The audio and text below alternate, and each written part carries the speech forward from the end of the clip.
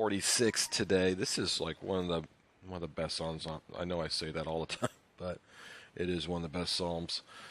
Psalm 46. It's been said at hospital bedsides and in funeral gatherings for countless centuries. Starts and ends with these two key sentences, summary statements. God is our refuge and strength, a very present help in trouble. In fact, this is where the hymn Almighty Fortress is Our God comes from, this psalm, that God is this refuge, this fortress, this refuge of strength, a very present help in trouble. And so because that is reality for us, not if you're this super Christian, not if your faith is strong. No, this is just reality. God is our refuge and strength, and He is a very present help. This is not questionable verses. These are just the realities of who our God is. And so because that is true, it says, therefore we will not fear. We will not fear, though the earth gives way and the mountains be moved into the heart of the seas, or the waters roar and foam and the mountains tremble at its swell. Okay, so imagine the worst of all possible things that could happen. The earth falling into the sea, like well, imagine it be actually California, but the earth falling into the sea, or this great volcano that would happen. The waters would roar and foam, and tsunamis, and even amongst all the worst imaginable things in the world, or even take that and take it out of the natural realm and just use it as metaphorical type of statements. If that's life and kingdoms are falling and nations are crashing, society is falling apart, which frankly isn't hard to imagine. Even still, God is our refuge and strength, a very present help in trouble. So that tells us that God is not unaware of what is going on in our life and in our world, but also that God is still sovereign over such going-ons in our life. It says, because there is a river. There is a river whose streams make glad the city of God. I love that statement. So God is this river, or really Christ is this river, is like a river to us. So in a city, a river is the key to civilization. Prior to our modernized society, if you had this river, you couldn't have a city without a river because you needed a water source. The water source was how a city functioned. If you didn't have water as a city, you wouldn't have a civilization there. And in the same way, God is who is our strength, our help in times of trouble. God is this river who brings us to life.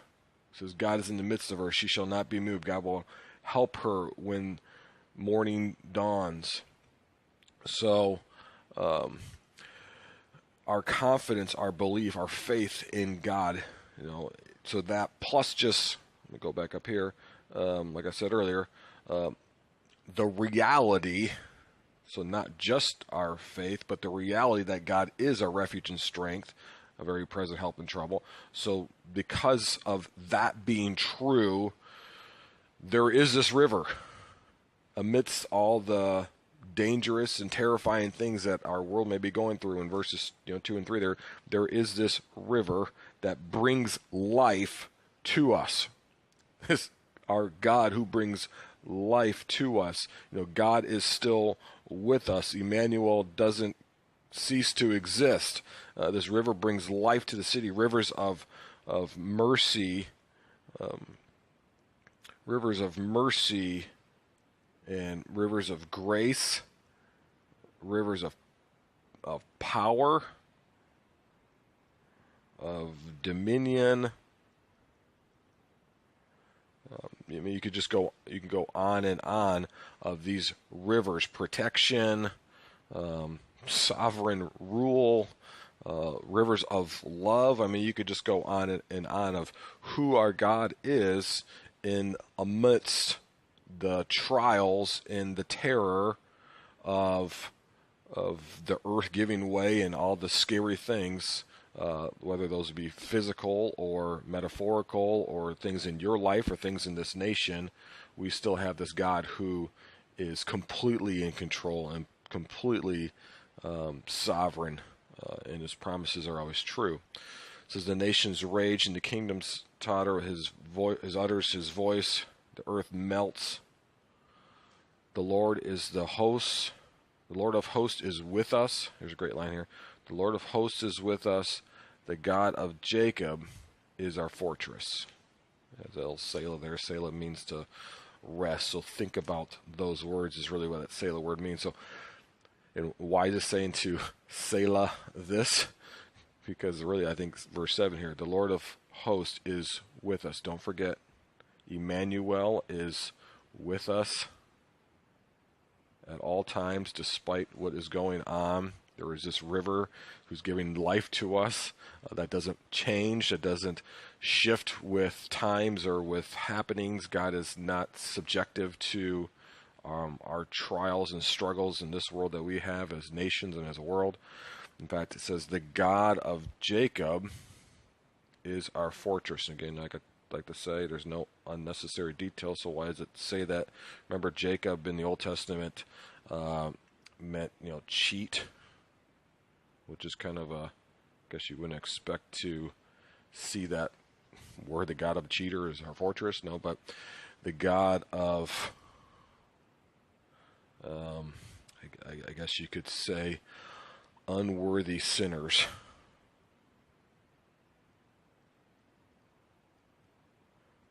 The God of unworthy sinners is our fortress. How awesome is that? The Lord of hosts is with this God of the sinners saved by his grace. He is our fortress because he is this river who makes glad the city of God, and it's in he that is our refuge and strength, our very present help in trouble. So verse 8 then goes, come behold the works of the Lord, how he has brought desolation on the earth. He makes war cease to the end of the earth. He breaks the bow and shatters the spear. He burns the chariots with fire. What are we talking about here? We're kind of going to Revelation in all this right here. Tribulation. Remember that in the end of Revelation, there's the great Armageddon battle. And is there a battle? No. If you actually read the text, it all ends with one word. Jesus speaks and it's over. Power, again, dominion. He's not scared or terrified of the earth foaming and the rivers, the land falling into the sea, or those words are above in verse 2 and 3. He is complete control, complete dominion. And so because this is true, the famous 46:10, be still. So be still and know that I am God. Be still and know that I am God. Why? Because God has a plan. God is in complete control. Even in Revelation and tribulation, God is still God. He is still Lord of all things. Though the earth is quaking, that is not fearful to him. It is fearful to us, of course. It is fearful to us. And so the reminder in 46 is be still. Be still and know that I am God. I will be exalted among the nations. I will be exalted on the earth.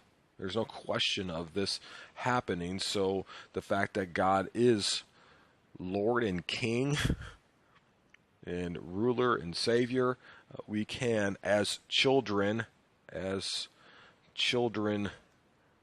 redeemed by the cross, we can be still and know that I am God. You know, it's like, I was thinking this morning. Life is like dodgeball. I think we have such a grip on this world, and I'm not so sure that we should. Life, I think, is just like dodgeball. You know, we're playing the game, and at times in this game that we're playing, you know, things are going well, and other times it's pretty scary, and you know, we're fearing because it looks like the earth is giving way and mountains are moving to the heart of the sea and waters are foaming and mountains are trembling and all that stuff. And so it can be scary, no doubt. And at some point in this life is like dodgeball, we get out. You know, sometimes, you know, things happen to us of our doing or not of our doing, or just life in a fallen world. And we're kind of out in dodgeball, but you know what? Life doesn't end when our last breath happens on this earth.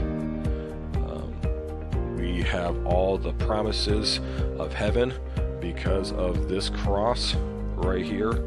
We are redeemed and we win. And so, because the realities of the cross are true, we can be still. We can simply be still. Despite what is happening, despite what's going on around us in our lives and in this world, we can be still and know that He is God.